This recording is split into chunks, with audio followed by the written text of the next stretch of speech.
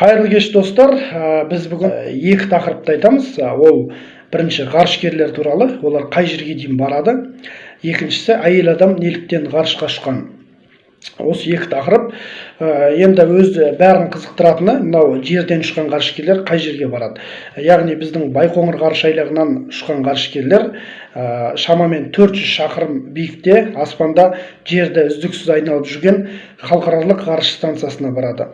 Халықаралық ғарыш станциясы бұл 2000 жылдан бері 20 жыл бойы жұмыс істеп келе жатқан орын, яғни ол жерді қазір сағатына 27700 шақырым жылдамдықпен айналып жүр үздіксіз. Бұл халықаралық ғарыш станциясы, яғни бір тәулікте, бір күнде жерді 13 рет айналып өтеді деген сөз. Енді Байқоңырдан ұшқан ғарышкерлер шамамен 8,5 минут бойы ұшып, озон қабатын тесіп өтеді дағы көкке көтеріледі. Сөйтіп енді халықаралық ғарыш станциясы бір жерде тұрған жоқ қой. Оны бұлар қуалайды, артынан лесіп жеткен кезде автомат түрде модуль жаңағы станцияға түйіседі. Сөйтіп ғарышкерлер оның ішіне кіреді. Кіргеннен кейін түрлі ғылыми эксперимент жасайды, олар жұмыстар жүргізеді. Интернет желісін қамтамасыз етеді, ашық космосқа шығады деген секілді, енді онда түрлі жұмыстар жасайды. Енді ғарышкерлер сол халықаралық ғарыш станциясында қанша уақыт болады? Олар ары кеткенде 6 ай, максималды түрде 9 айға дейін болады. Одан артық ғарышкерлерге рұқсат етілмейді. Оның басты себебі енді тартылыс күші ол жерде толық жұмыс істемейді. Сонымен қатар салмақсыздыққа ұшырайды адамдар. Сондай гравитация өте әлсіз жерде адамның денесі адамның денесі еркіндікке түседі дағы, ғарышкерлердің мұрындары, құлақтары, қолдары өсіп кетеді.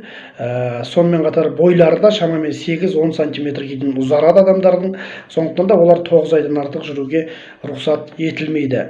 Алайда бойлар өсіп кеткенімен олар жерге келгеннен 2 ай бойы қайта қалпына келтіру үшін емханада жатады. Сол кезде ғарышкерлердің бойлары қайтадан қалпына келеді екен. Енді әйел адамдар не үшін ғарышқа ұшқан? Мысалға 507 ғарышкер осы уақытқа дейін көкке көтерілсе, соның 60-ы әйелдер. Бұл енді ресми түрде бұған жауап жаңағы әйел адамдарда ғарышқа келу керек, олардың денсаулығын тексеру керек деген секілді жаңағындай жағдайда солай айтылғанмен құпия бір мәлімет бар. Ол ақш-та, Ресейде әйелдерді ғарышқа ұшырған себебі алғаш рет космоста туған баланы біз жариялаймыз деп таласудан болған. Бұл бір. Екіншісі, адам баласы қазіргі уақытта Марсты, өзге планеталарды бағындырғысы келіп жатыр ғой. Сол жаққа барған жағдайда адамдар қалай көбейеді? Яғни соңғы барған адам, егер барған адамдардың соңғысы өлетін болса, ол жақтарға енді адам көбею керек қой, популяция болу керек. Осыны тексеру үшін әйел адамдар негізі ғарышқа жіберілген екен. Алайда сол жіберіліп жатқан кезде атақты астрофизик Стивен Хокинг айтқан екен, гравитация жоқ жерде әйелдің бойына бала бітпейді деп. Ол шын мәнісінде солай болды. Бірнеше жыл ол жаққа әйел адамдар ұшырылған, алайда олардың ешқайсысы космоста бала туа алмады. Сонымен қатар 91 жылы ақш-та жаңадан үйленген ерлі-зайыптылар 9 ай бойы ғарышқа ұшырылып, сонда эксперимент жасалды.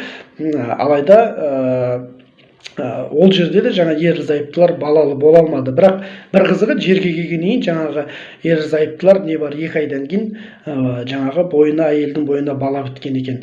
Мінекей осы тұрғыда Стивен Хокингтің айтқаны шын мәнісінде құлаққа кіреді. Яғни гравитация жоқ жерде әйелдің бойына бала бітпейді, әйел адам туамайды деген секілді.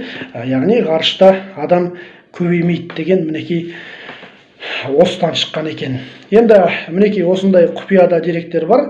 Жалпы әйел адамның ғарышқа ұшырылғандығы, ұшу себебі ең бастысы космоста бала келу, сонымен қатар адамдар ғарышта болашақта қалай көбейеді деген сауалға жауап іздеген. Алайда ғалымдар оған ешқандай жауап таппады. Содан кейін олар бір тоқтамға келді. Адамның тұрағы тек қана жерде, адам тек қана жерде ғана мәңгілік өмір сүре алады.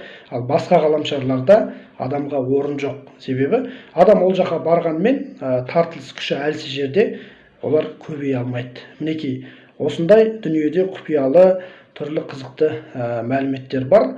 Бұлардың бәрі шын мәнісінде біздің үйіміз, жеріміз, анамыз, жерден басқа артық адамға орын жоқ екенін көрсетеді.